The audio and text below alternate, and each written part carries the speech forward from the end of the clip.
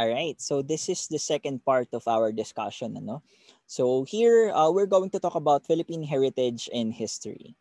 So pag-uusapan natin ang legacy ng kasaysayan by understanding its tangible traces. Abraham Lincoln once said, "Our defense is in the preservation of the spirit which prizes liberty as a heritage of all men, in all lands, everywhere. Destroy the spirit and you have planted the seeds of the despotism around you, around your own doors." Yan. So here in this particular quote, Lincoln is highlighting the importance of leaving a heritage, no? Na siyang magiging basis ng foundation ng isang bansa. Okay, without this particular heritage, no, the ideas of your nation will surely crumble. Yan. So it's very important that we take a good look, no, in heritage. Now, let us first define what is cultural heritage, no? So heritage is usually defined as something that has passed down or inherited from the ancestors or previous generations. Meaning something na nag-exist before at napasa or nag-exist pa until now. It's an area of history that puts recognition to the collective. Yan. So similar to local history, cultural heritage also attempts to not just simply discuss as natural or national history, but more of look into how we can depart from the usual way of telling history. Okay?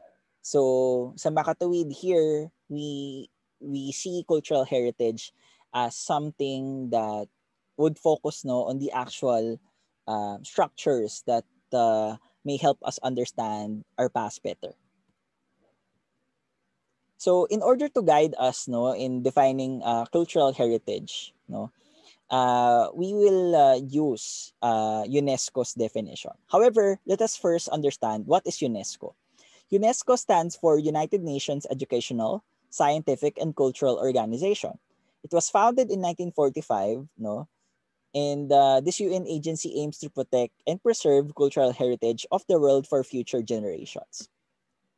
For the very reason na maraming nasirang mga heritage structures, mga pieces of history and archaeological sites nung naganap yung World War II, world leaders became so concerned with how do we protect these priceless sites and places from destruction in case that conflicts occur.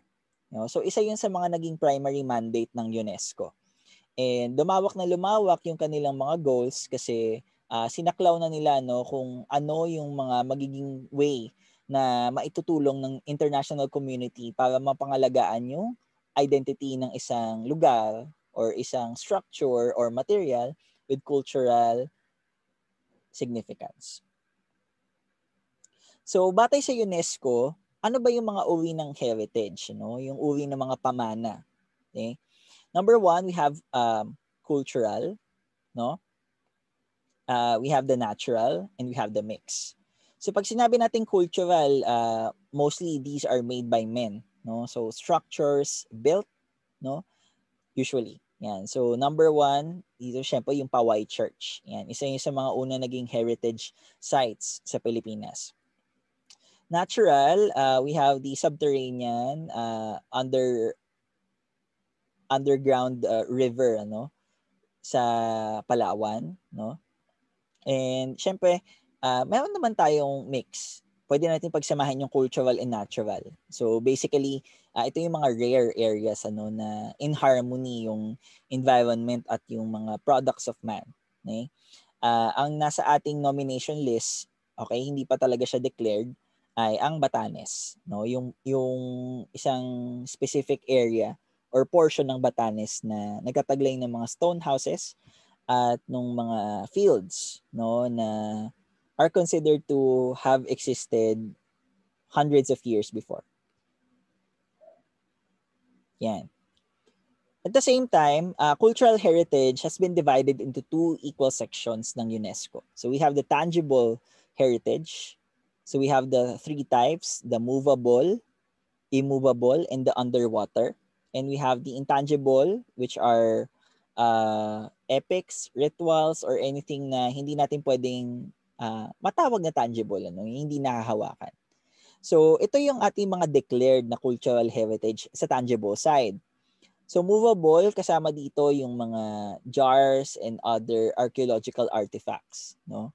Best example nito yung Manunggul jar na nakuha sa Palawan. Okay? We also have the immovable heritage. No? Of course, the Rizal Monument in Luneta na ang original name ay Motostela. Yan. So, immovable yan. Kasi monuments, while they may appear to have been erected in the area, they are immovable in a sense na hindi kompleto yung lugar without the monument. So, kumbaga, understanding the place requires the placement of that monument in that particular place. And lastly, syempre, the tangible one is also the underwater category. Yan. So, nandito ang Tubataha Reef na isa sa mga hindi talaga natin pwedeng presyuhan na mga na tangible cultural heritage. No?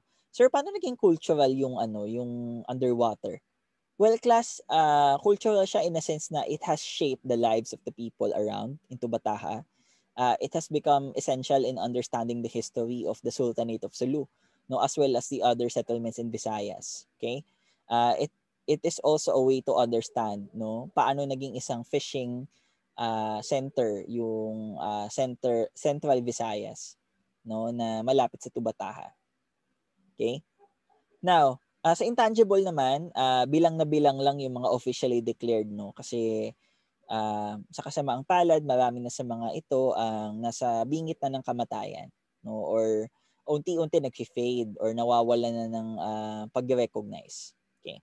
Luckily, we were able to document some of these, and yung iba ay nasa pangangalaga na ng NCCA. And so number 1, we have the Darangin Epic, no? Yan. Okay? We also have the Hudhud na isang epic din. So kinakanta rin kagaya ng Darangin. To say na kinakanta ito, no, would be an understatement, no. It's more of like being performed. Yan.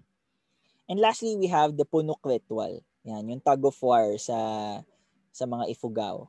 Yan. So isa rin po yan sa intangible cultural heritage kasi lagi nang ginagawa yan ng mga taga-Ifugao ever since. So ganun siya ka treasured, no?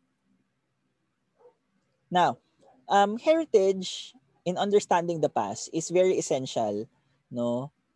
Para talagang maintindihan natin hindi lamang yung kasaysayan ng lugar, but to understand the social history of the people. Yan. Na-amplify ng mga heritage site yung local history ng isang bayan. So dito maganda talagang pagsamahin, no, yung combination ng heritage at ng local history. Kasi napakalaking tulong nung pag-understand nung edifices na yan doon sa pag-alam natin sa mga nangyari. Yan. So, best example nito, halimbawa, itong sa Bacolod, itong The Ruins. Yan. So, itong The Ruins, no, ay isa sa mga kinoconsider na heritage sites ng kanilang lugar. And kung mapapadpad kayo dito, at it has always been branded as the Taj Mahal of that area. Okay? Ngayon, kung papasukan natin ng historical analysis, yung claims na Taj Mahal siya, mapapatanong tayo, paano nasabi? Diba? Parang, what's the basis? So, dito na natin makikita yung importansya ng paggamit ng historical methods sa pag-alam ng kasaysayang bayan ng isang lugar as well as understanding the history behind structures. Kasi, kapag naging laganap yung mga ganitong romanticized view, halimbawa, no, na hindi naman natin properly na ilalatag yung context o yung comparison or yung analogy na ginamit natin, mapapawat at may echo ng may echo yung ganong maling narrative, and that will lead to a very unlikely way of telling the history of the town, no? So magkakaroon ng isang false claim, questionable claim, no, na would eventually be challenge sooner or later. So maganda, no, maaga pa lang nalilinaw na at na naaayos na yung mga ganong bagay. Yan. Halimbawa na lang din dito, pag umikot kayo sa Intramuros, ang dami doon, mga pedicab driver, may kanya-kanyang version ng history ng mga simbahan. So, syempre nakaka-stress kasi there are official tour guides that has been assigned by the IA or Intramuros Administration. Pero so far, hindi pa din napipigilan tong mga pedicab driver or yung mga kalesa driver, kumbaga, yung mga kalesa rider, sa kanilang mga sariling version ng kasaysayan na hindi maganda kasi nami-mislead yung mga foreigner usually na nagki-cater or nakikater nila or nag-acquire ng service nila. Yan. So, napakahalaga na combination ang heritage and local history. Now, bilang tugon sa ganito, syempre, hindi naman nagkulang yung pamahalaan. Okay? Kasi in understanding heritage, kailangan meron tayong scholarly basis. Okay? Now, pinakamahalagang mga bagay na kailangan nating ma-establish sa pag-alam ng heritage ng isang lugar, of course, number one, contextualization. Okay? May historical structure sa isang lugar, o kailangan mo intindihin ano yung context ng structure. Bakit yan nakatayo? Ba't yan nandyan? Diba? Yan. So, magsisimula yan sa part na yan. Okay? Next is understanding heritage significance. So, kapag nalaman mo na yung context niya at nakita mo na yung halaga niya sa pag-aral ng local history, doon ka na matitrigger para magkaroon ng eagerness na protektahan yung nasabing structure. Kasi from that point of view, makikita mo na okay, mahalaga pala siya. So therefore, I have to protect this. Okay? And as you now protect it, as you now take measures in doing your share, syempre, you will eventually know it better, at lalo mong i-embrace doon yung kagustuhan mo na maprotektahan yung heritage na yan. Sabi nga ni Thurley noong 2006, pag tinignan natin yung heritage cycle, makikita natin dito, class, na it starts from enjoying it. Diba? So, dun pa lang sa point na natutuwa ka na makakita ng mga ganun. Yun yung pinaka-first step. Okay? But you shouldn't stop there. Okay? You shouldn't just be a tourist, kumbaga. You also need to understand. And as you understand it, you will start to value it. Ayan. So, parang alam mo na yung halaga niya kasi naintindihan mo na. Hindi ka lang nagandahan. Lumalim na yung relationship mo doon sa structure. And of course, it will end with caring it or caring for it. Yan. It will be part of your mantra or your mission in life to fight for the structure.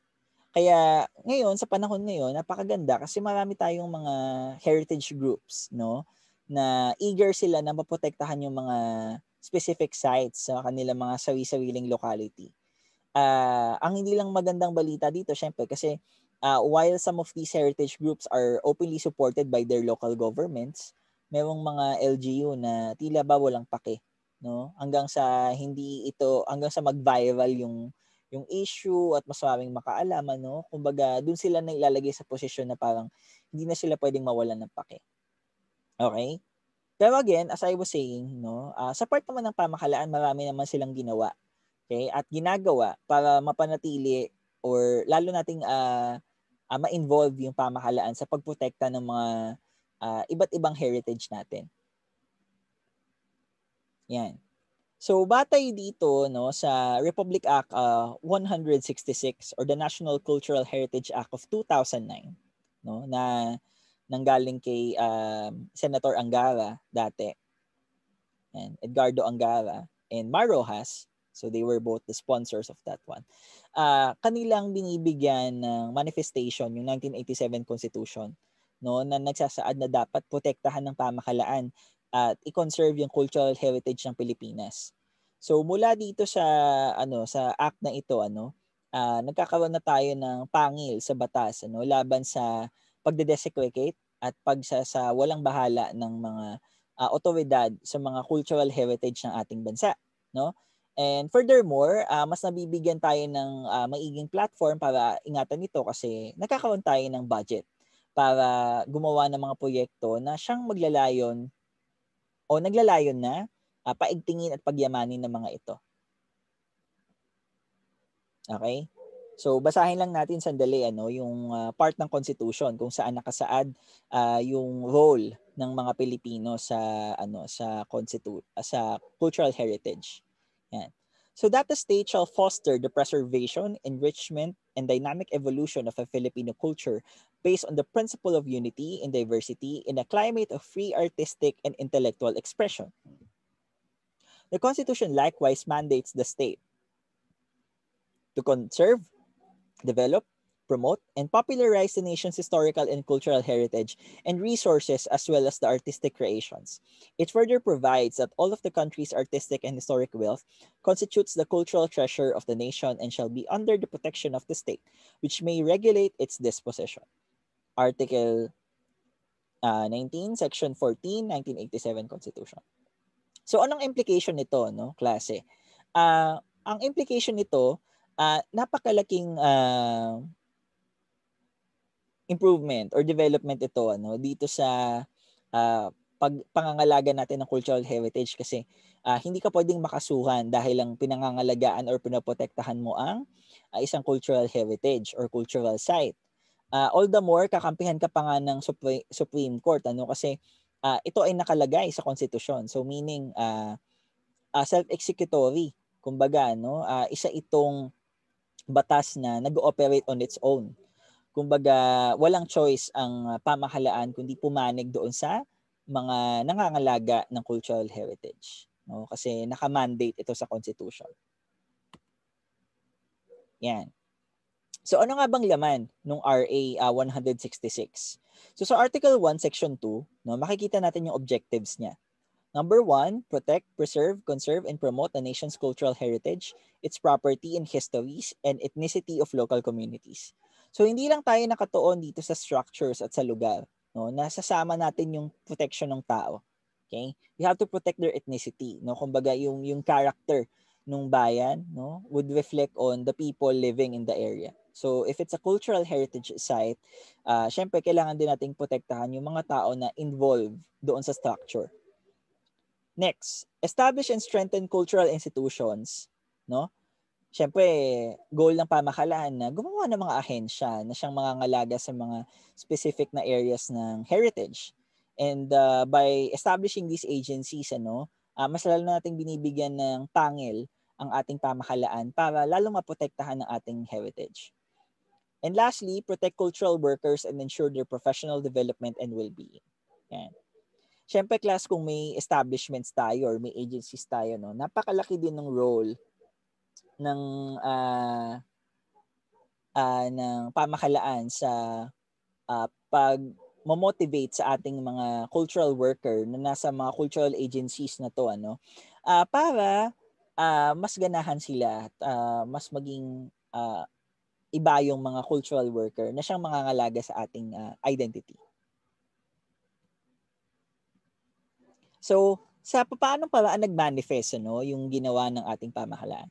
Okay, so dito pag-uusapan natin yung 7 cultural agencies na up and running ngayon, na na-establish pagsama-sama mula ng napatupad itong batas na ito. Yan. So first is the NCCA. First established in 1987, NCCA stands for the National Commission for the Culture and the Arts. So meron siya 3 pillars. Development of pluralistic culture. So dapat yakapin natin na iba-ibang kultura sa Pilipinas. Promote historical and cultural heritage. And of course, disseminate artistic and cultural works. So develop, promote, and disseminate. Yan yung 3 pillars dyan sa sulo na yan. Nakikita natin dito yung sulo. Yan. Yun yung ibig sabihin niyan. Then ito, apoy, ay stylized na baybayin, na ka. Okay? Which stands for kultura. Yan. So, NCCA. Dati po itong presidential office lang sa ilalim ni Cory Aquino, but eventually it became a national agency. Yan. Or national commission. Okay? Pero marami ngayong usap-usapan na it will become part of a new department called the Department of Culture. So tingnan natin kung magpro-prosper. Kasi mag-elevate siya. So kung dati kung commission lang, na hindi permanent yung positions, papalit-palit siya. Yan, magiging isang cabinet na siya, no? Isang cabinet agency. Okay? Next, we have the CCP or Cultural Center of the Philippines. Yan. So the Cultural Center of the Philippines was established in 1969.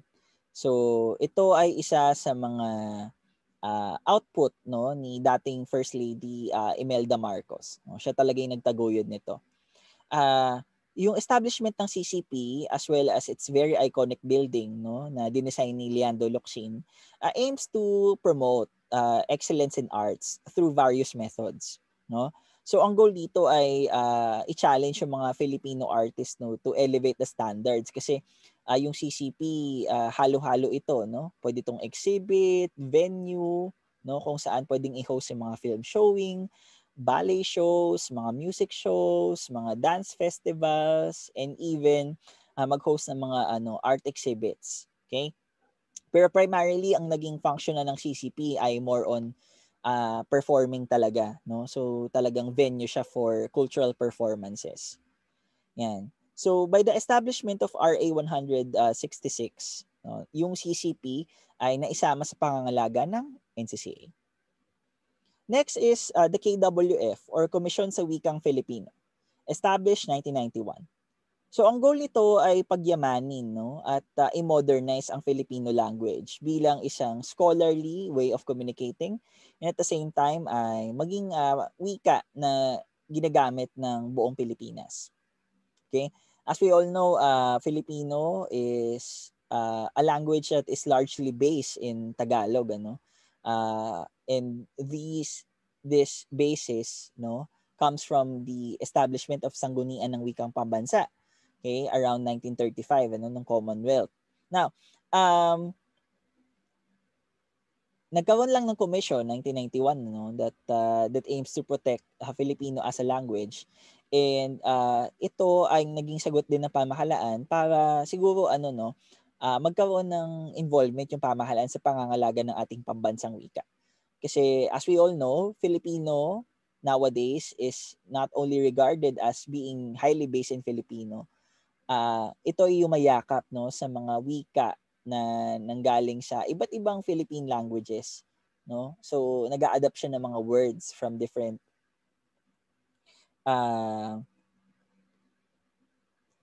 localities in the Philippines, no?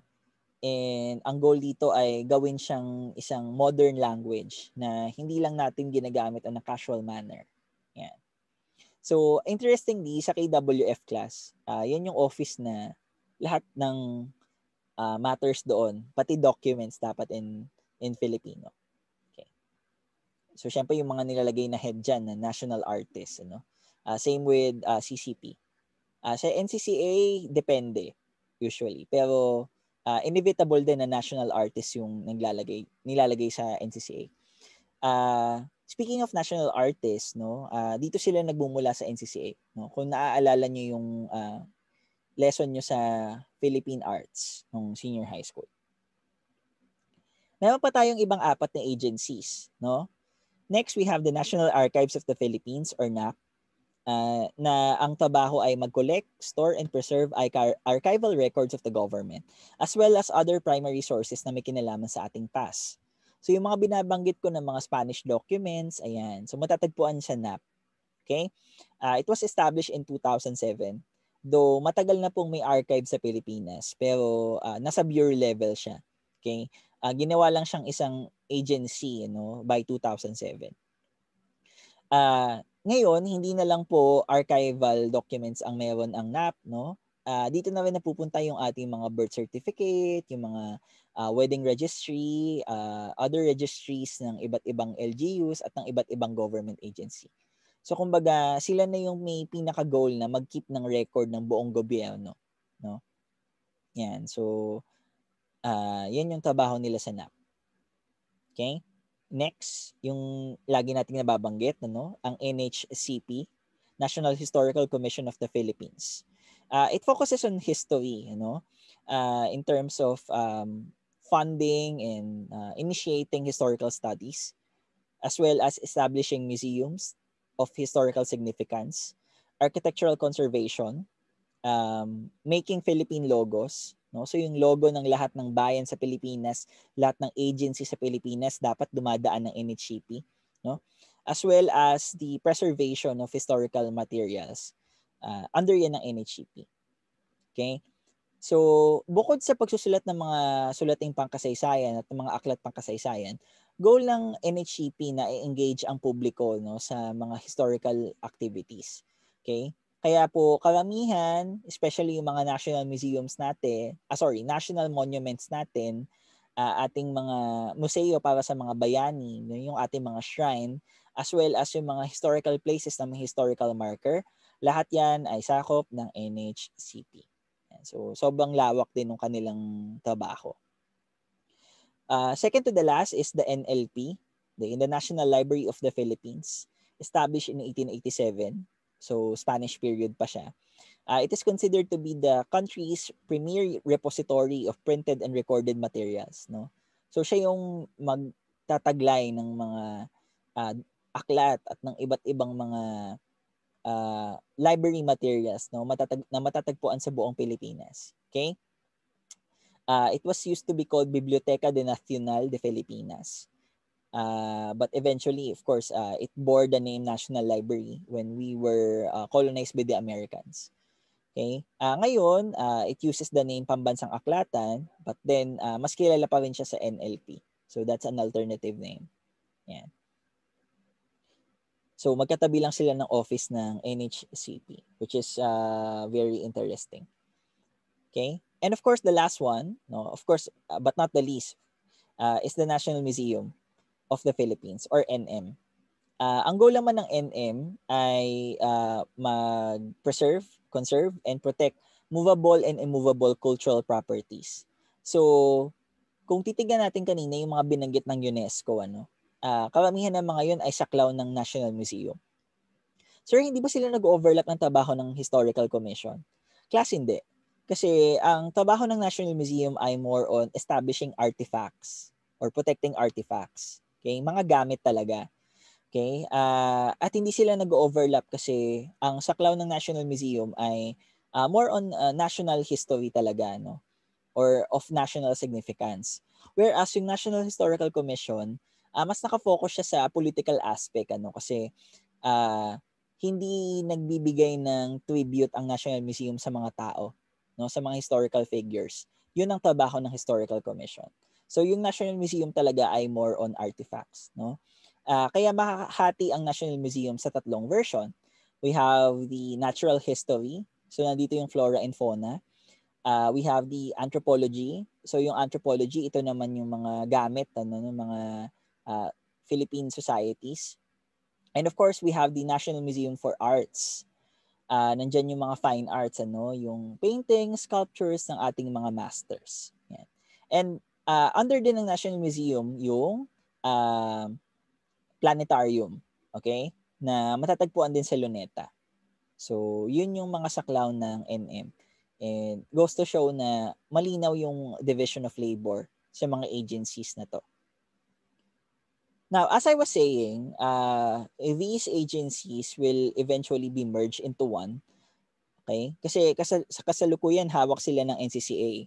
No? So, ito yung mother agency. No? At yung mga commissioners nito ay yung mga head ng mga agencies. Ngayon, pag napatupad na yung batas na establishing Department of Culture, they will no longer be different agencies because they will be part of that single Department of Culture kung saan sila ay magiging respective bureaus, kumbaga. Yeah.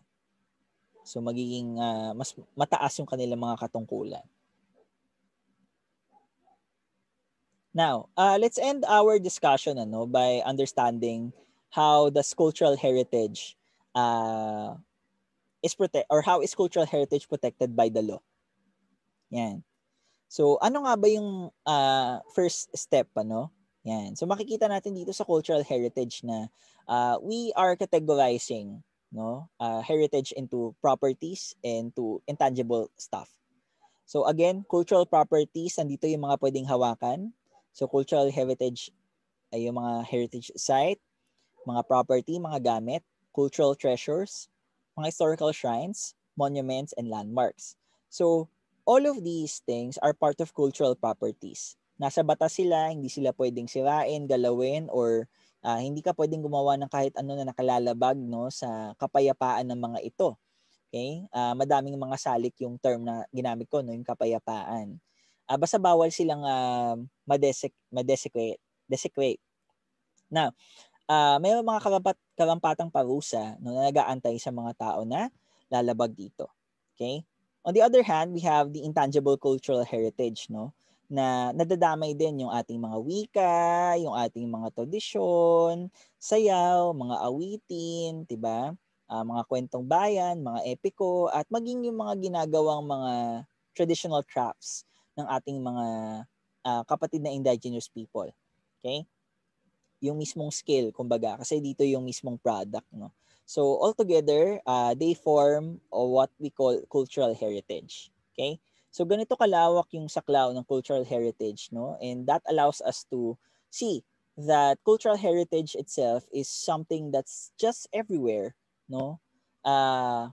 With us, no? Parang nandun siya sa halos lahat ng aspect na pwede nating makita ito, no?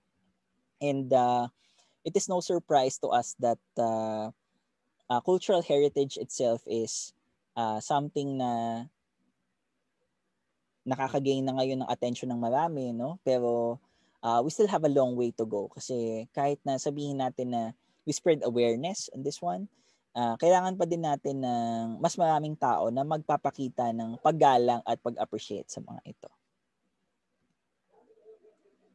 And that ends my final lecture for the semester. Okay? So, I just want to take this opportunity to thank everyone for an entire semester. Okay? I've been very challenged, no, since I had to handle a lot of students for this semester. And at the same time, yun nga, no, it has been a challenge for me kasi this is the first time that I taught history in an online platform, and there were so many things to consider. So I do hope that after all of those things, no, you've learned something from my class. Okay? So I just want to say this has been Sir Aljon. Naway natuto kayo mula sa akin, no? And well, I would rather say till next time kasi baka we encounter, no, each other again pagdating sa Rizal. Pero for those who already had their Rizal, malabo na. Yan.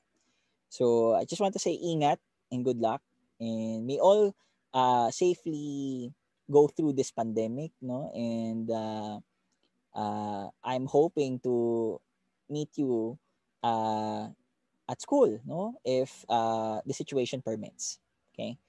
And syempre do sa mga malapit na, no, sa mga graduating students, hopefully maka-graduate tayo, no, na in a physical manner. And I would be glad to witness your commencement exercises. Yeah. Okay, but for now, let us first think of enduring this semester, and watch out for my announcements regarding the final things to do in my class, especially na ang kailangan na lang nating antayin ay yung finals nyo at yung last synthesis na kailangan nyo gawin. Okay? So if you want to keep in touch, you may just want to check my accounts. So I have my Facebook, my Twitter, and my Instagram. And that's it. Thank you so much. Again, maraming salamat. This has been Sir Aljon signing off. Thank you, everyone.